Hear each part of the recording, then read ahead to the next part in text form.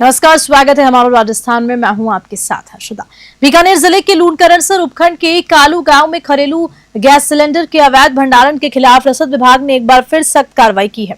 आपको बताते चलें कि मुख्यमंत्री और खाद्य नागरिक आपूर्ति मंत्री के निर्देशों पर चल रहे विशेष अभियान के तहत जिला कलेक्टर नम्रता वृष्णि के निर्देशन में प्रवर्तन अधिकारी मनीष अवस्थी के नेतृत्व में ये कार्रवाई की गई। टीम ने विमल बाढ़ानी पुत्र कन्हैयालाल भादानी के आवासीय परिसर में स्थित कमरे की तलाशी ली, जहां से कुल 28 घरेलू एलपीजी सिलेंडर्स अवैध रूप से भंडारित पाए गए। ये वह व्यक्ति हैं जिसके खिलाफ इसी परिसर में जनवरी महीने में भी जब्ती की कार्रवाई की जा चुकी है। पुलिस सहयोग से कालू थाने से एसआई भंवरलाल और हेड कांस्टेबल राम सिंह जाब्ते के साथ मौके पर उपस्थित रहे। बीकानेर से लोकेश भौरा की रिपोर्ट। सर, आज जो कार्रवाई हुई है, अवैध जो गैस सिलेंडर पकड़े गए हैं, उसकी क्या विवरण है, बताइए। यहाँ लूणकरणसर ब्लॉक हेडक्वार्टर से लगभग 20 किलोमीटर दूर एक कस्बा है कालू।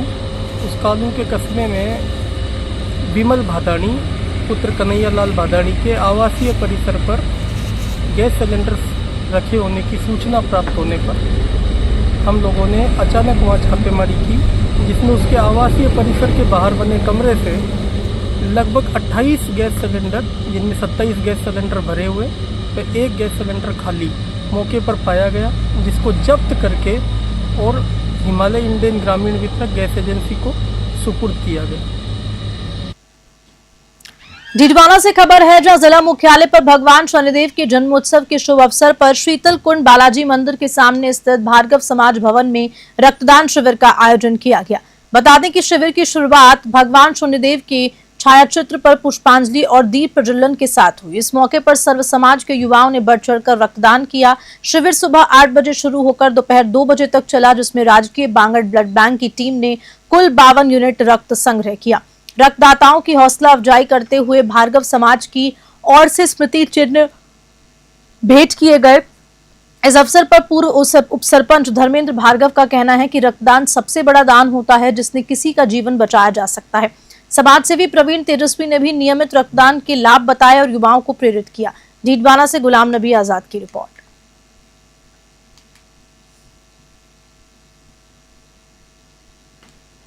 राजस्थान पुलिस मुख्यालय के निर्देशानुसार लगातार ऑपरेशन एंटी वायरस अभियान चलाया जा रहा है। इसके तहत डीडवाना जिले के समस्त थानों और साइबर सेल ने बड़ी कार्रवाई करते हुए गुम और चोरी हुए 89 मोबाइल बरामद करने में सफलता प्राप्त की है। इन मोबाइल्स की बाजारी कीमत लगभग 13,35,000 रुपए बताई जा रही है। इन मोबाइल्स को राजस्थान सहित अनेक प्रदेशों से ट्रेस कर बरामद किया गया, जिन्हें आज जिला पुलिस अधीक्षक कार्यालय में एसपी हनुमान प्रसाद मीणा ने उनके मालिकों के सुपुर्द कर दिया है। इस पूरे मौके पर एसपी ने बताया कि CIR पोर्टल मोबाइल उपकरणों को उनके अंतर्राष्ट्रीय मोबाइल उपकरण पहचान नंबर्स का इस्तेमाल करके प्रबंधन और ट्रैक करने के लिए बनाया गया है। अगर किसी का मोबाइल फोन गुम हो जाता है तो वे IMEI नंबर्स को इस पोर्टल पर इंदराज कर बंद करवा सकते हैं। डीडवाना से गुलाम नबी आजाद की रिपोर्ट। देखिए, एक ये जो खोए हुए मोबाइल है अलग अलग लोगों के, तो CEIR पोर्टल के माध्यम से हमारे थानों पर लगातार इसमें हमारे जवान इसमें प्रयासरत रहते हैं और इसी के तहत आज टोटल हमने 89 मोबाइल्स जो अलग अलग व्यक्तियों के खोए हुए थे उनको ट्रेस करके उनके मालिकों को सुपुर्द कर रहे हैं। यहाँ करीबन 35 मोबाइल तो हम यहाँ इस जिला स्तर पर इनका वितरण कर रहे हैं। बाकी मोबाइल संबंधित जो व्यक्ति है, जो ओनर है, उसको संबंधित थानों पर हम सुपुर्द करेंगे। ये हमारी निरंतर सतत प्रक्रिया है और सभी से आग्रह है कि अगर उसका मोबाइल किसी भी कारण से अगर खो जाता है, ट्रेस नहीं हो पाता है, CIR पोर्टल पे वो अपना कंप्लेंट दर्ज कराए और उसके माध्यम से हम जितना जल्दी हो सकेगा उनके मोबाइल ट्रेस करके हम लौटाने का प्रयास करें।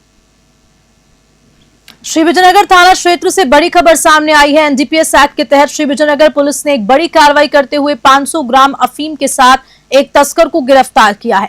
आपको बता दें, गिरफ्तार आरोपी की पहचान रतन पुत्र प्रहलाद के रूप में हुई है। इस पूरी कार्रवाई का नेतृत्व थाना अधिकारी गोविंद राम विश्नोई ने किया, जिनके निर्देशन में पुलिस टीम ने तस्कर को धर दबोचा। कार्रवाई के दौरान कांस्टेबल संदीप, जितेंद्र और पूनम मौजूद रहे, जिनमें कांस्टेबल पूनम कुमार की अहम भूमिका सराहनीय रही और पुलिस तस्करी नेटवर्क से जुड़े अन्य लोगों की भी पड़ताल लगातार की जा रही है। श्री विजयनगर से जय किशन की रिपोर्ट।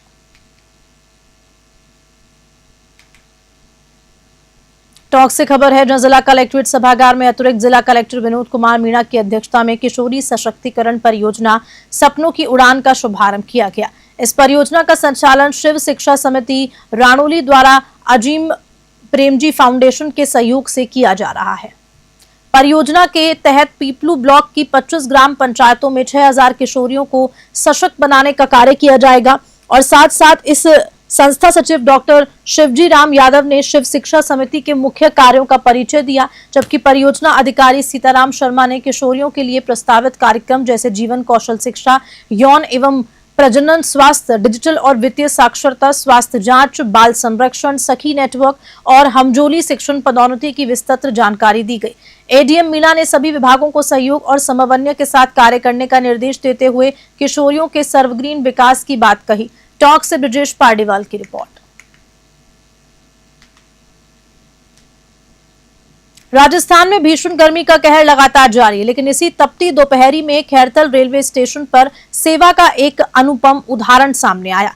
जी हां, मातौर निवासी राजीव चौधरी और उनकी टीम रोजाना स्टेशन पर आने जाने वाले यात्रियों को निःशुल्क ठंडे पानी की बोतलें बांट रहे हैं। आपको बताते चलें कि राजीव चौधरी का कहना है कि इस पहल का मकसद यही है कि कोई भी यात्री प्यासा ना रहे। उनकी सेवा से जहां यात्रियों को गर्मी से राहत मिल रही है, तो वहीं रेल सफर की थकान भी कम हो रही है। आज इस मुहिम में एक और नाम जुड़ गया है, एसके फाइनेंस बैंक के मैनेजर अशोक चौधरी, जिन्होंने अपने जन्मदिन को यादगार बनाने के लिए 600 ठंडी पानी की बोतल्स यात्रियों को वितरित की। उनके इस प्रयास में स्टेशन अधीक्षक Mahipal Yadav, deputy CMHO doctor Puranmal Meena और स्वयं राजीव चौधरी का सहयोग मिला। इस सेवा भाव से अभिभूत यात्री न सिर्फ दुआएं दे रहे हैं, बल्कि खैरथल रेलवे स्टेशन पर इंसानियत की मिसाल भी देखने को मिल रही है। खैरथल से मोहम्मद शकील की रिपोर्ट।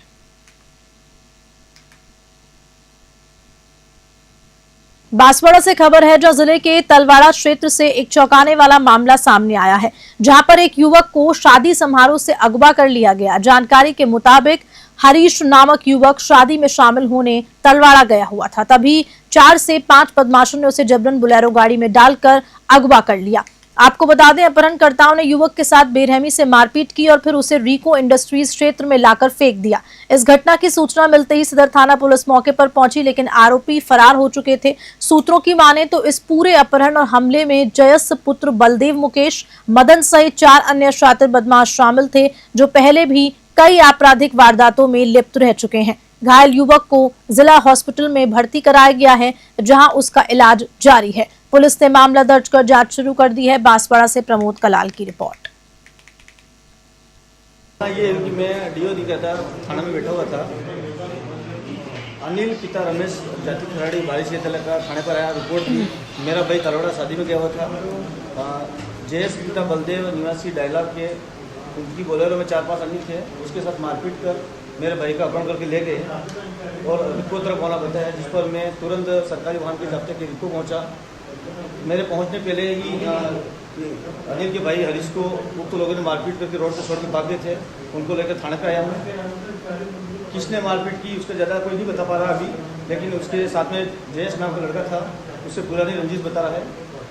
घायल का क्या नाम बताया? घायल का हरीश पिता निवासी बारिश पुलिस तरफ होता है। उसको अगवा कहाँ से गए थे, उनके साथी भी 2 अन्य थे। एक अन्य साथी के साथ भी मारपीट हुई है। मारपीट करने के बाद पूरा रोड पे आए थे, वहाँ वापस मारपीट की। मेरे जाने से पहले इसको छोड़ दिया गया अंदर की तरफ। रोड पे आके उसको कॉल किया, मुझे यहाँ पे छोड़ा है, आ गए। मैंने प्रत्यक्ष से तो उनको देखा नहीं है कि कितने लोग थे, लेकिन उसको वो ये बता रहा है कि मेरे साथ 3-4 लोगों ने मारपीट की है। उसमें जयेश नाम का लड़का है, जयेश पिता बलदेव। पुलिस ने किसी को अभी तक आइडेंटिफाई किया है? नहीं, पुलिस ने अभी तक किसी को आइडेंटिफाई नहीं किया। और चलिए इसी खबर के साथ बुलेटिन में नमस्कार।